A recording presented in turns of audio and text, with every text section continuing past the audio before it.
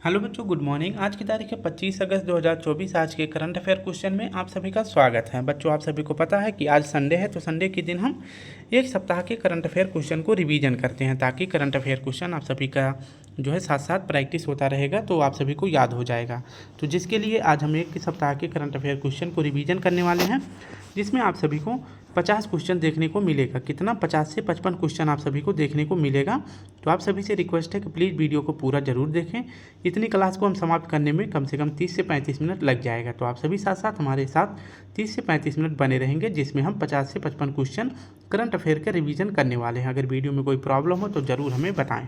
तो चलिए शुरू करते हैं अपने 25 अगस्त के दैनिक समसामयिक सभी प्रतियोगी परीक्षाओं के लिए महत्वपूर्ण प्रश्न। पहला प्रश्न हमारा है, हाल ही में किस देश में स्थित सिउलुच ज्वालामुखी में विस्फोट हुआ है? तो इसका सही विकल्प हो जाएगा ऑप्शन ए, सिउलुच ज्वालामुखी में विस्फोट हुआ है और यह ज्वालामुखी रूस में स्थित है। सिउलुच ज्वालामुखी रूस के पूर्वी तट पर स्थित है और यह क्षेत्र जो है सिउलुच ज्वालामुखी का क्षेत्र प्रशांत अग्नि मेखला के अंतर्गत आता है। और यहीं पर जो है रूस के पूर्वी तट पर कमचटका प्रायद्वीप है, जिस पर अगर पूछे अधिकार किस देश का है, तो इस पर अधिकार जो है रूस का है। सेकंड प्रश्न हमारा है, हाल ही में विश्व मानवतावादी दिवस 2024 कब मनाया गया है? तो यह 19 अगस्त को मनाया गया है। विश्व मानवतावादी दिवस 19 अगस्त को मनाया गया है। इस बार इसकी 2024 में थीम रखी गई है हैशटैग एक्ट फॉर ह्यूमैनिटी, इसकी थीम रखी गई है। और इसके साथ साथ दो और दिवस याद रखेंगे। एक तो याद रखना विश्व फोटोग्राफी दिवस, ये भी 19 अगस्त को मनाया जाता है, और विश्व संस्कृति दिवस, ये भी 19 अगस्त को मनाया जाता है। तीसरा हमारा प्रश्न है, हाल ही में एयरपोर्ट काउंसिल इंटरनेशनल ACI से उच्चतम स्टार 5 स्टार का ग्रीन टैग किस हवाई अड्डे को हासिल हुआ है? तो इसका सही विकल्प हो जाएगा ऑप्शन ए व बी, दोनों को 5 स्टार ग्रीन अवार्ड दिया गया है। ACI का फुल फॉर्म होता है एयरपोर्ट काउंसिल इंटरनेशनल। इसके द्वारा जो है 5 स्टार ग्रीन टैग का अवार्ड किसे दिया गया है? तो बेंगलुरु एयरपोर्ट को दिया गया है और दिल्ली एयरपोर्ट को दिया गया है। किसके लिए दिया गया है? तो कार्बन प्रबंधन सुरक्षा के लिए इन दोनों एयरपोर्ट को 5 star green tag award ACI के द्वारा दिया गया है, याद रखेंगे। कुछ दो चार महत्वपूर्ण हवाई अड्डे को देख लेते हैं किस जगह पे स्थित हैं। जैसे है महर्षि वाल्मीकि अंतर्राष्ट्रीय हवाई अड्डा, यह कहाँ स्थित है? तो अयोध्या धाम में स्थित है।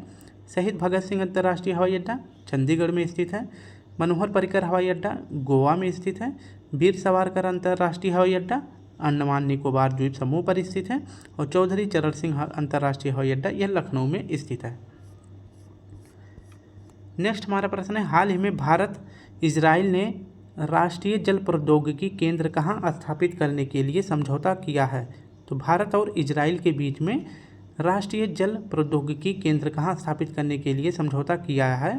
तो यह किया गया है IIT मद्रास में।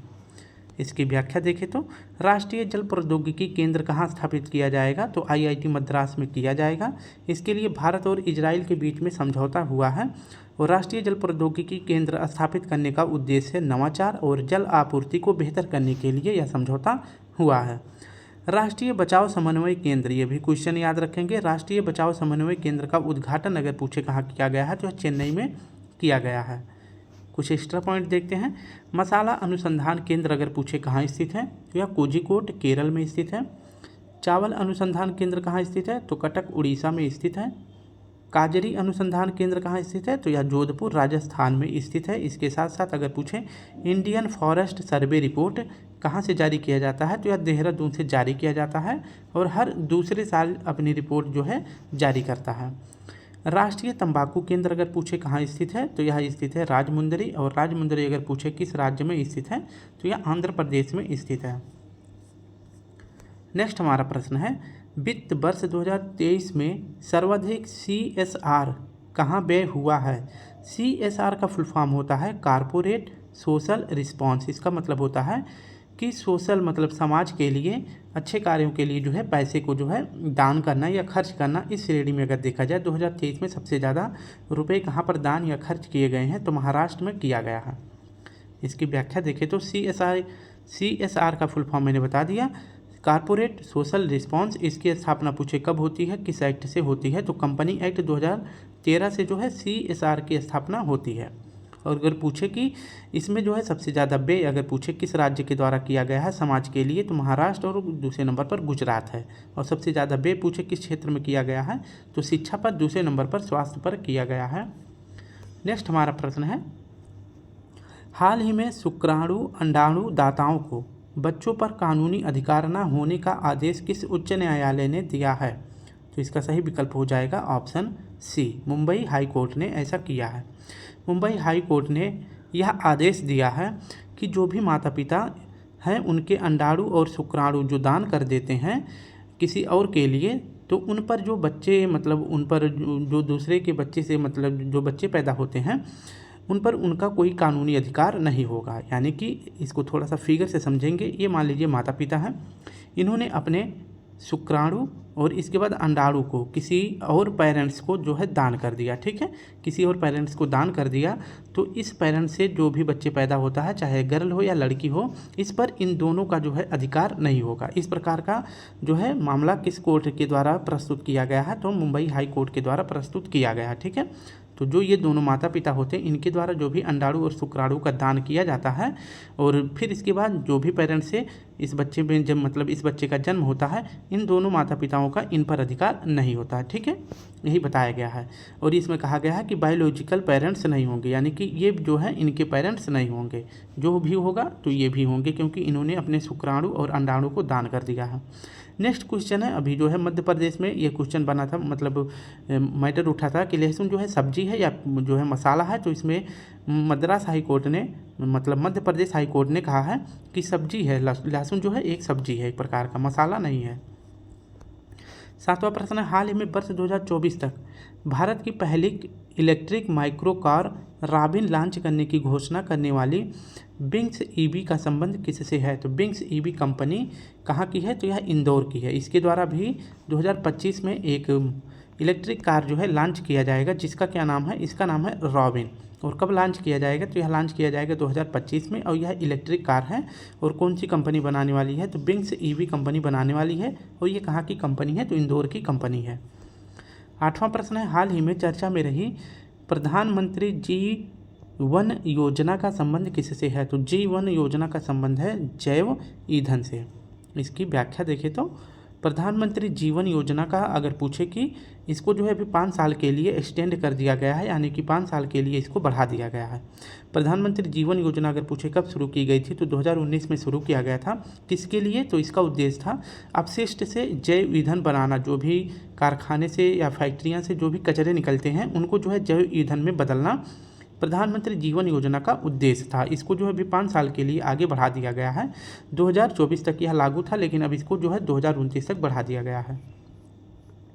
नेक्स्ट प्रश्न हमारा है हाल ही में 1000 किलोमीटर रेंज वाला स्वदेशी कामिकेज ड्रोन किसने विकसित किया है? तो स्वदेशी कामिकेज ड्रोन अगर पूछें किसने विकसित किया है, तो यह विकसित किया गया है नेशनल एरोस्पेस लैब के द्वारा। ऑप्शन बी हमारा सही हो जाएगा।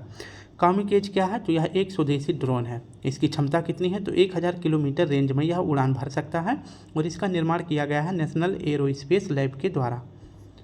नेक्स्ट प्रश्न है, हाल ही में भारत ने किस देश में आयोजित 17वें अंतर्राष्ट्रीय पृथ्वी विज्ञान ओलंपियाड में 8 पदक जीते हैं?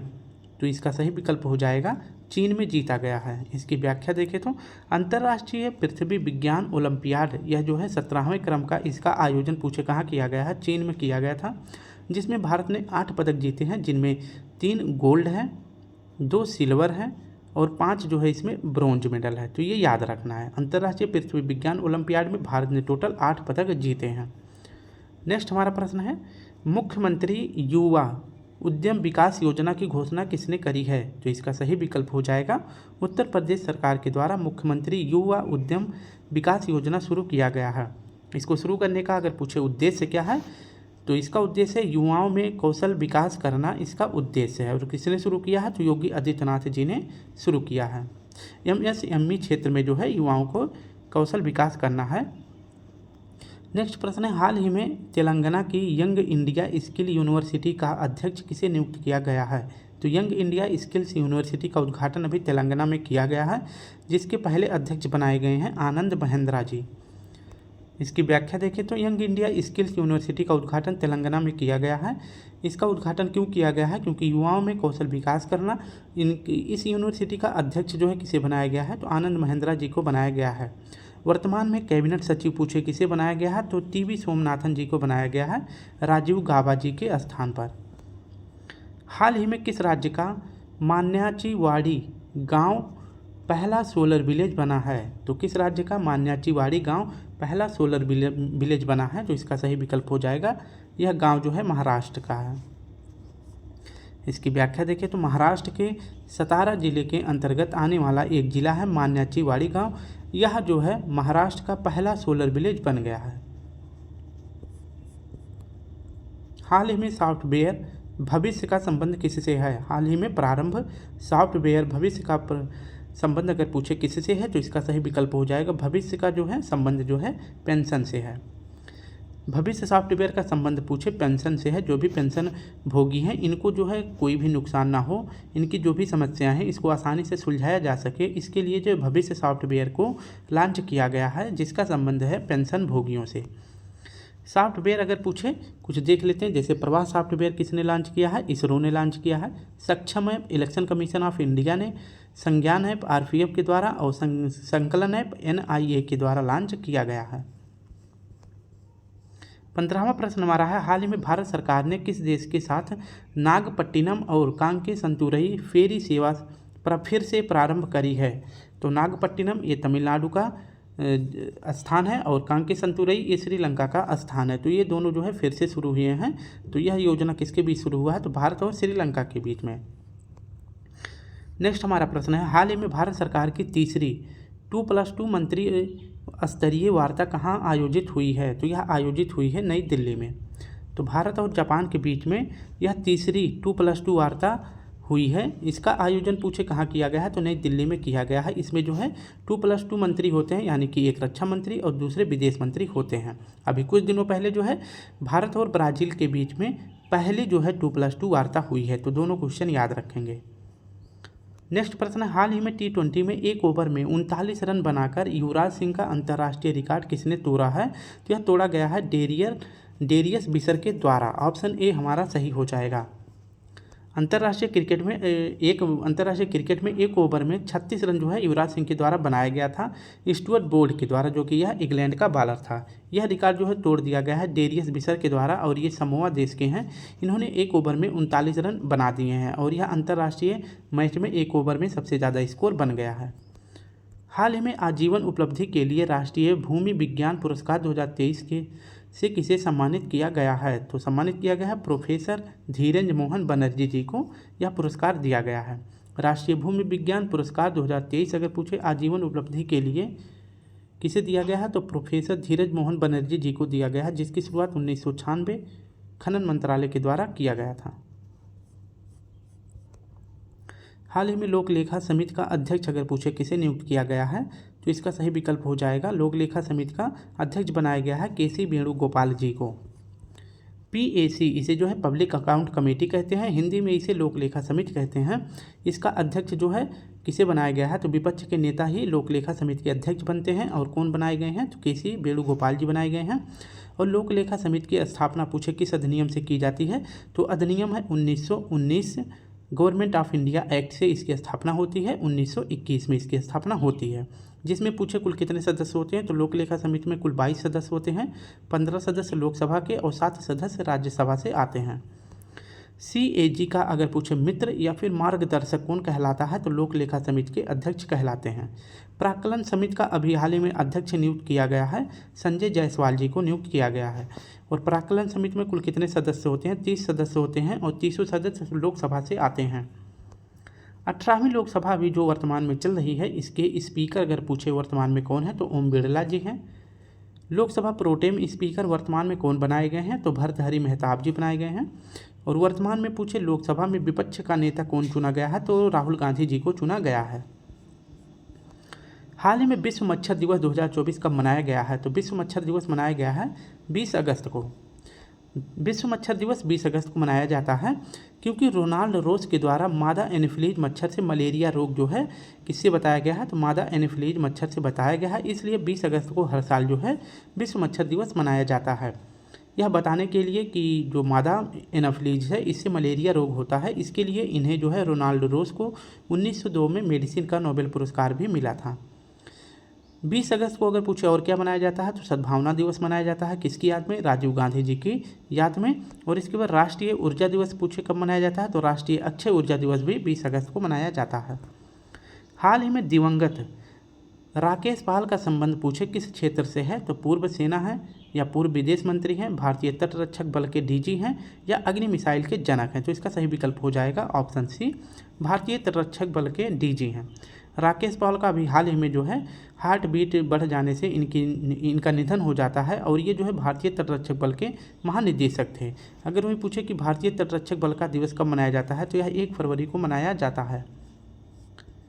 हाल ही में रक्षा मंत्री राजनाथ सिंह ने किसके सम्मान में शताब्दी स्मारक सिक्का जारी किया है, तो यह जारी किया गया है एम करुणानिधि जी की याद में। शताब्दी स्मारक सिक्का जो है 100 रुपये का सिक्का जारी किया गया है, राजनाथ सिंह ने जारी किया है। और किसके सम्मान में, तो एम करुणानिधि जी के सम्मान में जारी किया है। और ये तमिलनाडु के 5 बार सीएम रह चुके हैं। और इनकी प्रतिमा जो स्थापित की गई है, अगर पूछे किस आकार की है, तो कलम की आकृति का है। वर्तमान में पूछे तमिलनाडु के सीएम कौन है, तो स्टालिन साहब हैं। 32वां प्रश्न हमारा है, हाल ही में 8वीं फीफा अंडर 17 महिला विश्व कप के लिए सहायक रेफरी नियुक्त होने वाले रियो लांग का संबंध किससे है, तो यह जो है कहाँ की महिला है, तो यह मेघालय की महिला है। ऑप्शन ए हमारा सही हो जाएगा। फीफा अंडर 17 महिला वर्ल्ड कप अगर पूछे इसका आयोजन कहाँ किया जाएगा, तो इसका आयोजन किया जाएगा डोमिनिकन रिपब्लिक कंट्री में। और किस क्रम का, तो 8वें क्रम का किया जाएगा। इसमें जो है सहायक रेफरी जो है भारत की बनाई गई हैं, जिनका नाम है रियो लांग। और ये दूसरी भारत की महिला बनाई गई हैं अंडर फीफा 17 महिला वर्ल्ड कप में। दूसरी बार जो है मतलब दूसरी महिला रेफरी सहायक रेफरी बनाई गई हैं। और इनका संबंध पूछे किस राज्य से है, तो ये मेघालय की हैं। नेक्स्ट प्रश्न है, हाल ही में मुख्यमंत्री बाल पौष्टिक आहार योजना किसने प्रारंभ किया है, तो यह प्रारंभ किया गया हिमाचल प्रदेश सरकार के द्वारा। बाल अगर पूछे मुख्यमंत्री बाल पौष्टिक आहार योजना किसने शुरू किया है, तो यह हिमाचल प्रदेश सरकार के द्वारा शुरू किया गया है। यहाँ के सीएम है सुखविंदर सिंह सुक्खू। इसका उद्देश्य क्या है, तो इसके लिए जो बच्चे हैं इनको पौष्टिक आहार उपलब्ध कराना है। और यह सिर्फ सरकारी स्कूलों के लिए शुरू किया गया है। हाल ही में हिंदू और बौद्ध समुदाय के लोगों ने जनाई पूर्णिमा महोत्सव का आयोजन पूछे कहाँ किया है, तो यह किया गया है नेपाल में। ऑप्शन सी हमारा सही हो जाएगा। जनाई पूर्णिमा महोत्सव यह जो है नेपाल में शुरू किया गया है। और इसी दिन जो है श्रावण पूर्णिमा रक्षाबंधन पर्व भी मनाया गया था।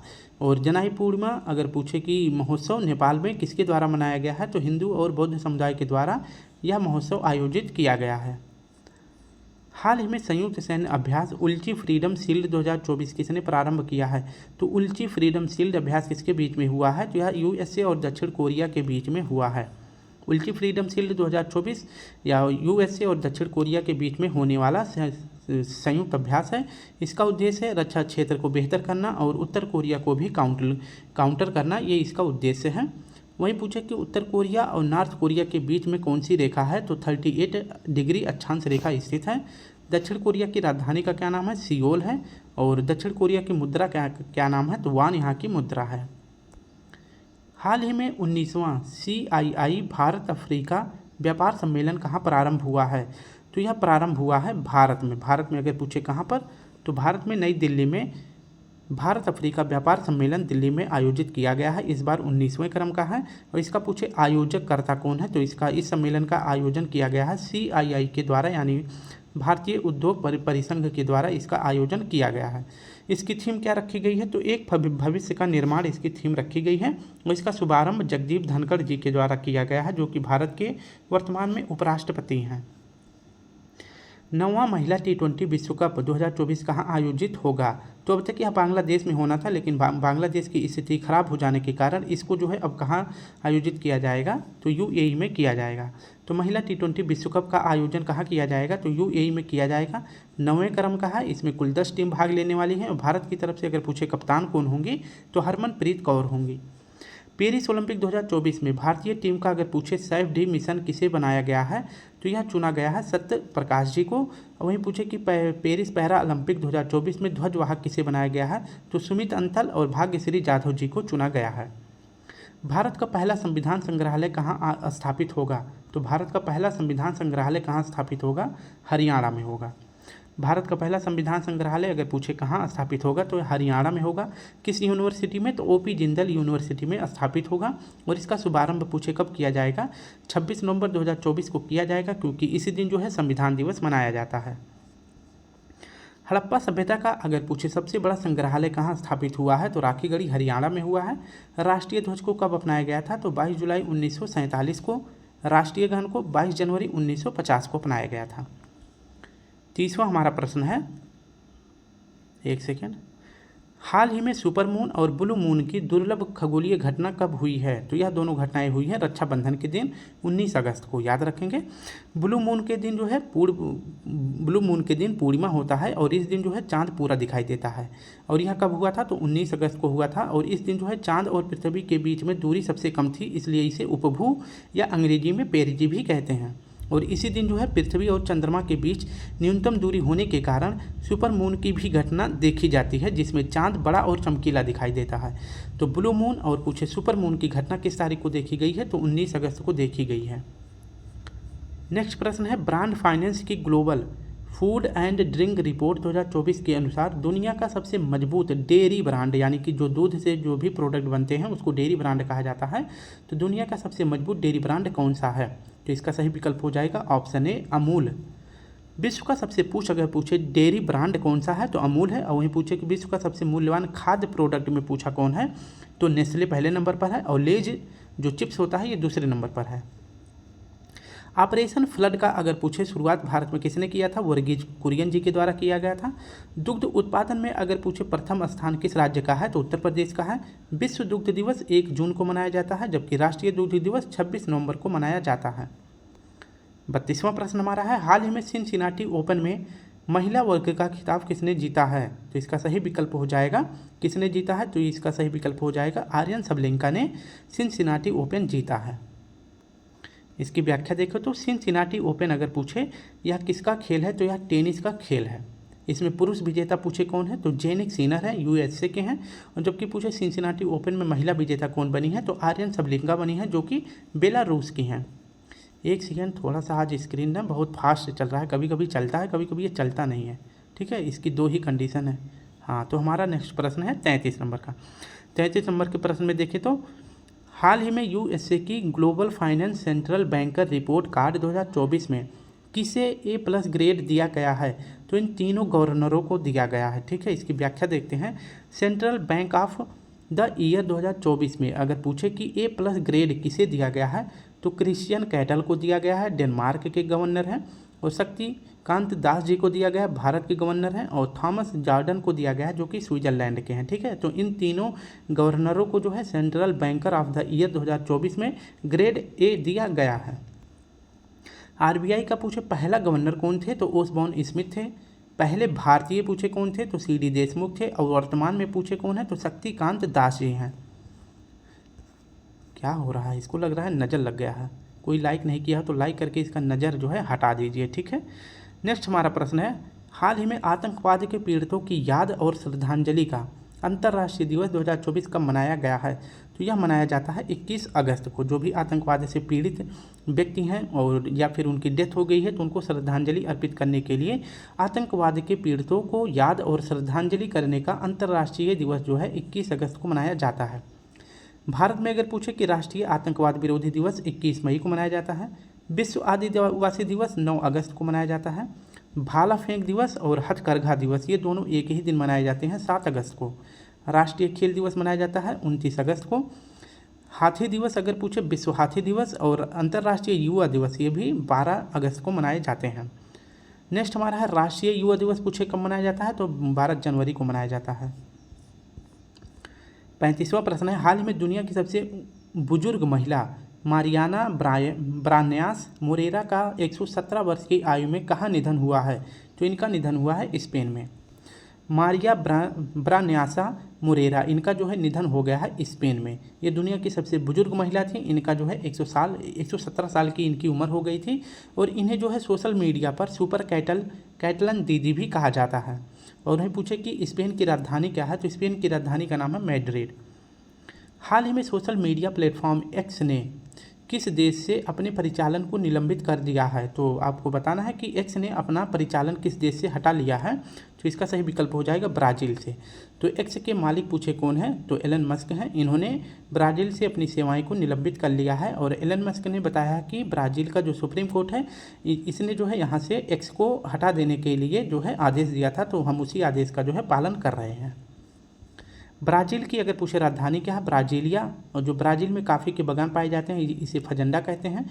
काफ़ी के जो बंदरगाह होते हैं उसे सेंटोस कहते हैं। और G20 2024 का आयोजन ब्राज़ील में किया जाएगा। और प्रथम पृथ्वी सम्मेलन पूछे कब किया गया था, 1992 में। और किस जगह पे, तो रियो डी जेनेरियो में किया गया था। हाल ही में किसने अनिवार्य सैन्य सेवा लागू करने की घोषणा की है, तो इसका सही विकल्प हो जाएगा क्रोएशिया ने की है। और क्रोएशिया ऐसा करने वाला विश्व का 11वां देश बन गया है। क्रोएशिया 1 जनवरी 2025 से सभी नागरिकों के लिए सैन्य सेवा अनिवार्य कर दिया है। यानी कि क्रोएशिया के जो भी सदस्य, मतलब जो भी नागरिक हैं, इनको जो है महीने में 2 दिन जो है 12 महीने में से 2 महीने जो है अपनी देश के लिए सैन्य सेवा देना है। यानी कि अगर किसी भी विषम परिस्थिति के लिए अगर जो है सेनाओं की कमी हो जाती है, तो इसलिए क्रोएशिया अपने सभी नागरिकों को जो है सैन्य सेवा की ट्रेनिंग देगा, ताकि विषम परिस्थितियों में सभी जो है नागरिक देश की तरफ से लड़ाई लड़ सकें। और ऐसा करने वाला यह विश्व का 11वां देश बन गया है। नेक्स्ट प्रश्न है, यूरो को अपनाने वाला अगर पूछे नवीनतम देश कौन सा है, तो क्रोएशिया है। और किस क्रम का है, तो 20वें क्रम का बन गया है। क्रोएशिया की राजधानी का क्या नाम है, जग्रेब है। बाल्टिक देश पूछे कितने हैं, तो बाल्टिक 3 देश हैं। कौन कौन से, एस्टोनिया, लातविया और लिथुआनिया। ये भी आपको याद रख लेना है। नेक्स्ट प्रश्न हमारा है 38वां। हाल ही में भारत सरकार ने ग्रीन अमोनिया निर्यात के लिए पहला समझौता किससे किया है, तो पहला ग्रीन अमोनिया निर्यात का समझौता किया गया है भारत सरकार और जापान के बीच में। भारत सरकार और जापान ने मिलकर एक समझौता किया है, किसको लेकर, तो ग्रीन अमोनिया निर्यात को लेकर यह समझौता किया गया है।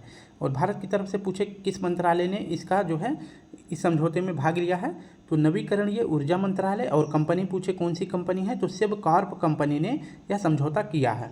और इसका लक्ष्य क्या रखा गया है, तो इसका लक्ष्य रखा गया है 2030 तक 5 मिलियन टन ग्रीन अमोनिया का उत्पादन करना। हाल ही में 225 मिलियन अमेरिकी डॉलर का अमेजॉन वनीकरण लिंक्ड आउटकम बॉन्ड किसने जारी किया है, तो यह जारी किया गया है विश्व बैंक के द्वारा। ऑप्शन बी सी हमारा सही हो जाएगा। अमेजन वनीकरण लिंक्ड आउटकम बॉन्ड अगर पूछे किसके द्वारा जारी किया गया है, तो विश्व बैंक के द्वारा जारी किया गया है।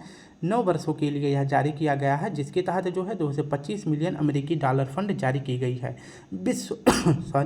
विश्व बैंक का अगर पूछे मुख्यालय कहाँ पे है, तो इसका मुख्यालय है वाशिंगटन DC में। और इसके वर्तमान अध्यक्ष पूछे कौन है, तो अजय बंगा साहब हैं। ये आपको याद रखना है। अगर पूछे विश्व बैंक की स्थापना कब होती है, तो 1944 को होती है। नेक्स्ट हमारा प्रश्न है 40वां।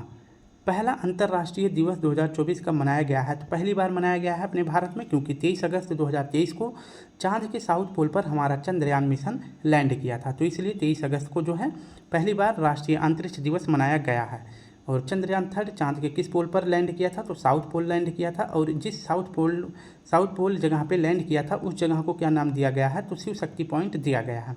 और इसका जो है अंतर्राष्ट्रीय दिवस आयोजन अगर पूछे कहाँ पर किया गया है, तो भारत मंडपम नई दिल्ली में किया गया है। और जिसकी मुख्य अतिथि बनाई गई हैं द्रौपदी मुर्मू जी। और इसका थीम क्या रखा गया है, तो चांद को छूते हुए समाज को छूना इसकी थीम रखी गई है। हाल ही में ऑनलाइन समन और वारंट जारी करने के नियमों को अधिसूचित करने वाला पहला राज्य कौन बन गया है, तो ऑनलाइन समन और वारंट जारी करने वाला देश का पहला राज्य बन गया है मध्य प्रदेश। ऑप्शन ए हमारा सही हो जाएगा। इसकी थोड़ी सी व्याख्या देखें, क्योंकि इसकी व्याख्या इंपॉर्टेंट है। ऑनलाइन समन और वारंट जारी करने वाला पहला राज्य कौन बन गया है, तो मध्य प्रदेश बन गया है। और यहाँ के CM कौन है, मोहन यादव जी हैं। और अभी जो है कुछ दिनों पहले ई-समन पोर्टल जो है पूछे कहाँ लॉन्च किया गया था, तो चंडीगढ़ में लॉन्च किया गया था राजनाथ सिंह के द्वारा, जो कि वर्तमान में रक्षा मंत्री हैं। इन्होंने बताया कि जो न्यायिक प्रक्रिया है इसको तेज़ी से लोगों तक पहुंचाया जा सके। और जो देश में 3 नए कानून लागू किए गए थे 1 जुलाई 2024 से इसमें जो है सुधार कर मतलब इस सुविधा को जो है लोगों में तेज़ी के साथ लागू किया जा सके, इसी के लिए ई समन पोर्टल को चंडीगढ़ से लॉन्च किया गया है राजनाथ सिंह के द्वारा। और यहीं पर एक प्रश्न याद रखेंगे, ई समन पोर्टल को अगर पूछे लागू करने वाला देश का पहला राज्य कौन है, तो भी मध्य प्रदेश है। 42वां प्रश्न हमारा है, हाल ही में भगवान हनुमान की 90 फुट ऊंची कांस्य प्रतिमा स्टैचू ऑफ यूनियन का उद्घाटन कहाँ हुआ है, तो यह यूएसए में किया गया है। ठीक है, अगर पूछे स्टैचू ऑफ यूनियन किसकी प्रतिमा है, तो भगवान हनुमान की है।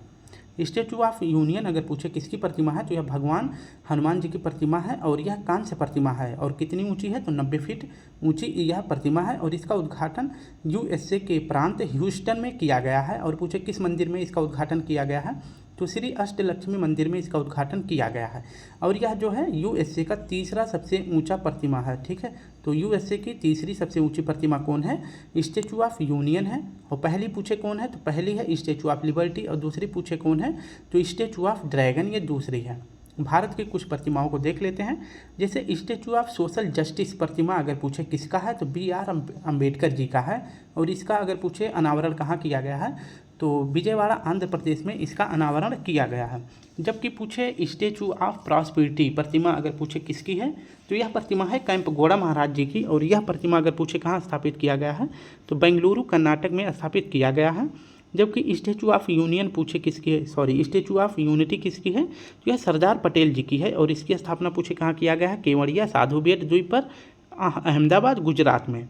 विश्वास स्वरूपम प्रतिमा किसकी है, तो भगवान शिव जी की है। और कहाँ स्थापित किया गया है, नाथ द्वारा राजस्थान में स्थापित किया गया है।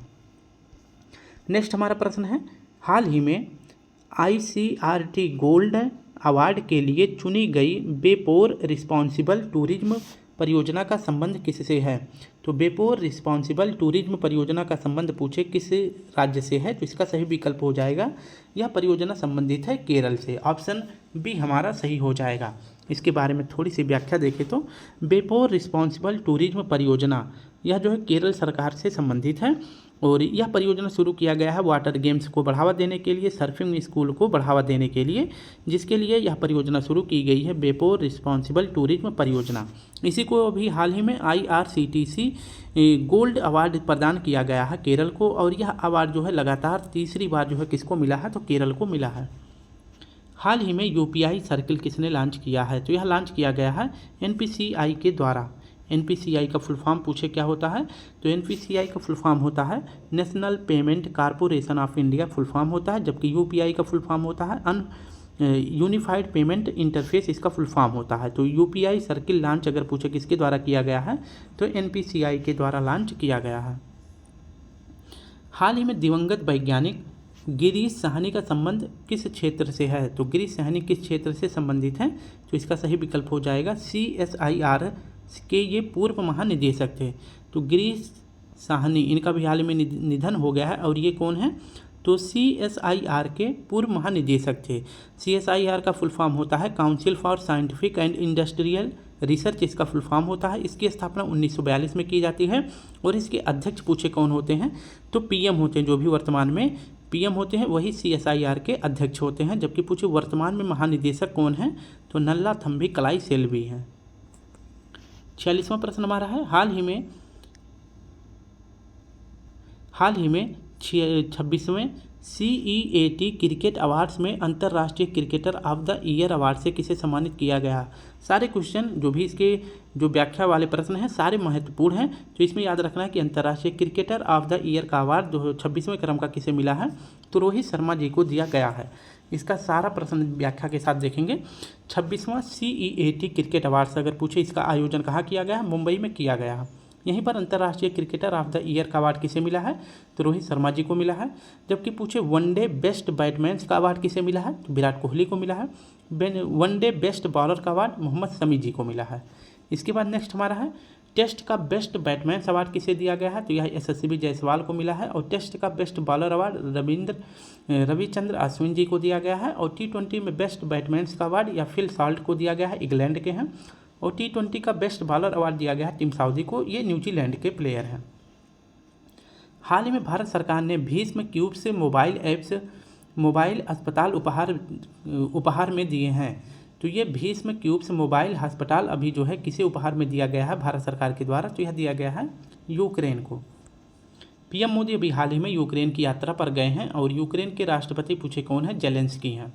और यहीं पर जो है भारत सरकार के द्वारा भीम क्यूब्स मोबाइल अस्पताल को उपहार में दिया गया है यूक्रेन को।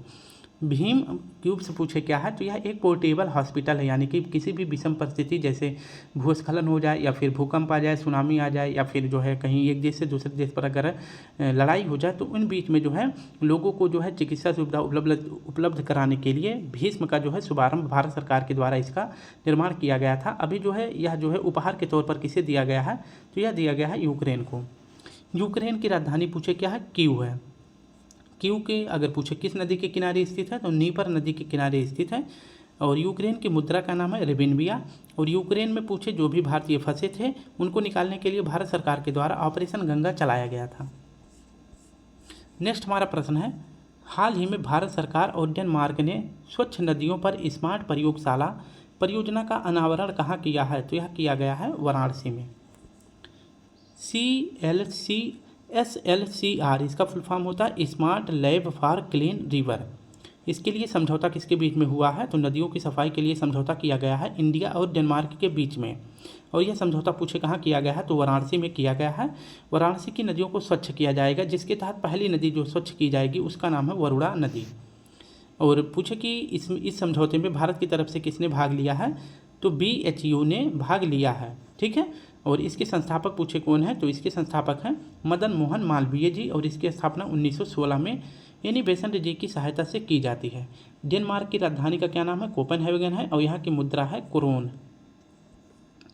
हाल ही में नीरज चोपड़ा ने लुसाने डायमंड लीग में कौन सा पदक जीता है, तो लुसाने डायमंड लीग में नीरज चोपड़ा जी के द्वारा जीता गया है रजत पदक, यानी सिल्वर मेडल यहाँ भी जीता गया है। लुसाने डायमंड लीग का आयोजन पूछे कहाँ किया गया है, तो लुसाने स्विट्जरलैंड में किया गया है। इसमें गोल्ड पूछे किसने जीता है, तो एंडरसन ग्रेनेडा के हैं, इन्होंने गोल्ड जीता है, जबकि नीरज चोपड़ा ने सिल्वर जीता है 89.49 मीटर जो है दूर भाला फेंक कर। और अगर पूछे लुसाने में किसका मुख्यालय है, तो लुसाने में IOC यानी इंटरनेशनल ओलंपिक कमेटी का मुख्यालय है। हाल ही में कनाडा की खनन फर्म ने 2492 कैरेट की दुनिया का दूसरा सबसे बड़ा हीरा कहाँ खोजा है, तो यह खोजा गया है बोत्सवाना में। इसकी व्याख्या देखें तो विश्व का दूसरा सबसे बड़ा हीरा कितने कैरेट का है, तो 2492 कैरेट का है। इसको कहाँ किसने खोजा है, तो कनाडा की खनन फर्म कंपनी ने खोजा है। और कहाँ खोजा है, बोत्सवाना के किस खान के पास खोजा है, तो कारोबे डायमंड माइन के पास जो है दुनिया का दूसरा सबसे बड़ा हीरा खोजा गया है। वही पूछे कि दुनिया का सबसे बड़ा हीरा कहाँ खोजा गया था, तो यह दक्षिण अफ्रीका में खोजा गया था। और किस खनन के पास, तो यह खोजा गया था कालिनन डायमंड खनन के पास खोजा गया था। और इसके सोने की अगर पूछे इस हीरे का कितना कैरेट है, कितने कैरेट का हीरा है, तो यह लगभग 3100 कैरेट का हीरा था और यह दुनिया का सबसे बड़ा हीरा था। और दूसरा वाला कहाँ खोजा गया, बोत्सवाना में, जो कि दोनों अफ्रीका महाद्वीप में ही खोजे गए थे। हाल ही में आरंभ कार्यक्रम किसने प्रारंभ किया है, तो आरंभ कार्यक्रम प्रारंभ किया गया है पंजाब सरकार के द्वारा। आरंभ कार्यक्रम पंजाब सरकार के द्वारा शुरू किया गया है। इसका उद्देश्य क्या है कि बाल्य अवस्था के जो भी बच्चे होते हैं 3 से 6 साल के लिए, उनके लिए जो है शिक्षा क्रांति लाना, यानी कि उनको बेहतर शिक्षा प्रोवाइड करने के लिए आरंभ कार्यक्रम शुरू किया गया है। नेक्स्ट हमारा प्रश्न है, हाल ही में नेविगेशन इंस्ट्रूमेंट एक्ट के मामलों को संभालने के लिए देश का पहला डिजिटल कोर्ट कहाँ प्रारंभ हुआ है, यानी कि जैसे कोई कहीं चोरी हो गई या फिर जो है कहीं पर किसी के साथ छेड़खानी हो गई या फिर तलाक जैसे मुद्दों को या फिर कोई ज़मीन से जुड़ी मुद्दे हैं, इन सभी को जो है ऑनलाइन कोर्ट में शिकायत करने के लिए देश का पहला डिजिटल कोर्ट कहाँ स्थापित किया गया है, तो यह केरल में किया गया है। इसकी व्याख्या देख लेते हैं। नेविगेशन इंस्ट्रूमेंट एक्ट के मामलों को जो है निपटाने के लिए देश का पहला डिजिटल कोर्ट केरल में स्थापित किया गया है। और इसकी स्थापना पूछे या इसका उद्घाटन किसके द्वारा किया गया है, तो सुप्रीम कोर्ट के न्यायाधीश JBR गवई जी के द्वारा इसका उद्घाटन किया गया है। हाल ही में अत्यधिक रेडियोधर्मी धातु कैलिफोर्नियम को कहाँ जब्त किया गया है, तो यह जब्त किया गया है बिहार में। बिहार के अगर पूछे किस जिले में, तो गोपालगंज जिले में कैलिफोर्नियम रेडियोधर्मी धातु की खोज की गई है कुछ अज्ञात लोगों के द्वारा। और यह बताया जा रहा है कि इसके 50 ग्राम वजन का कितना रुपए होगा, तो 850 करोड़ रुपए होगा। और अगर पूछे कि कैलिफोर्नियम रेडियम धातु का परमाणु क्रमांक कितना है, 98 है और इसका प्रतीक कितना है, तो प्रतीक इसका है CR। और इसका उपयोग अगर पूछे कहाँ किया जाएगा तो तेल जो कुएं में तेल का पता लगाने के लिए और सोना चांदी की पहचान करने के लिए। नेक्स्ट प्रश्न हमारा है, हाल ही में नटाल इंडियन कांग्रेस की 130वीं वर्षगांठ मनाई गई है। अगर पूछे कि नटाल इंडियन कांग्रेस की स्थापना कहाँ हुई थी तो यह दक्षिण अफ्रीका में इसकी स्थापना हुई थी। और इसकी स्थापना अगर पूछे किसके द्वारा किया गया था तो महात्मा गांधी जी के द्वारा किया गया था 1894 में किया गया था दक्षिण अफ्रीका में। इसकी स्थापना क्यों की गई थी? क्योंकि भारतीयों के साथ जो भेदभाव हो रहे थे, कालापन और कालेपन के लिए जो भेदभाव हो रहा था, तो इसको दूर करने के लिए। और अभी हाल ही में इसकी 130वीं वर्षगांठ मनाई गई है। अगर पूछे कि महात्मा गांधी जी को किस रेलवे स्टेशन से धक्का मारकर बाहर निकाल दिया गया था तो दक्षिण अफ्रीका का एक रेलवे स्टेशन है जिसका नाम है पीटरमैरिट्सबर्ग। तो याद रखना है। और इनको धक्का कब मारा गया था? 1893 को इनको धक्का मार के बाहर निकाल दिया गया था। इसके बाद इन्होंने नटाल इंडियन कांग्रेस की स्थापना 1894 में करी थी। आज का आखिरी प्रश्न हमारा है, हाल ही में चर्चा में रही न्यायाधीश हेमा समिति का संबंध किससे है? तो हेमा समिति का संबंध है केरल सरकार से, यानी केरल राज्य से यह संबंधित है। इसकी व्याख्या देखें तो हेमा समिति, तो इसमें हेमा क्या है, कौन है? तो हेमा जी जो है पूर्व न्यायाधीश हैं और इन्हीं की अध्यक्षता में जो है एक कमेटी का गठन किया जाता है जिसका नाम है हेमा समिति। और इस समिति ने अपनी पहली रिपोर्ट प्रस्तुत करी है किस पर? तो मलयालम फिल्म पर इन्होंने अपनी रिपोर्ट प्रस्तुत करी है। और यहाँ बताया गया है कि महिलाओं के साथ जो है यौन शोषण होता है कास्टिंग काउच के द्वारा, यानी कि महिलाओं को जो है फिल्म में कास्टिंग काउच यानी कि अच्छा रोल देने के लिए उनको जो है यह बहलाया फुसलाया जाता है कि तुमको जो है फिल्म में हीरोइन बना दिया जाएगा या फिर आपको मेन रोल दिया जाएगा। तो इसके साथ जो है महिलाओं को लालच देके जो है मलयालम फिल्म इंडस्ट्री में जो है महिलाओं के साथ यौन शोषण किया जाता है और इसी के लिए हेमा समिति का गठन किया जाता है।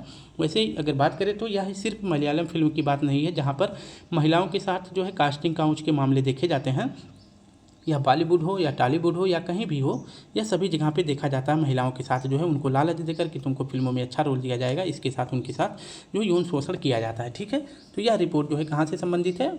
मलयालम फिल्म इंडस्ट्री से संबंधित है जो कि केरल राज्य से संबंधित है। तो स्टूडेंट, इस प्रकार से हमने अपने सभी 55 क्वेश्चन को सॉल्व कर लिया पूरी व्याख्या के साथ और थोड़ी जल्दी जल्दी बोलने का प्रयास किए हैं ताकि आप सभी का जो है क्वेश्चन 41 मिनट तब भी हो गया है। अगर वीडियो अच्छी लगे तो लाइक शेयर कमेंट जरूर करें। कल फिर मिलते हैं, तब तक ले लिया आप सभी को प्यारा सा जय हिंद, जय भारत।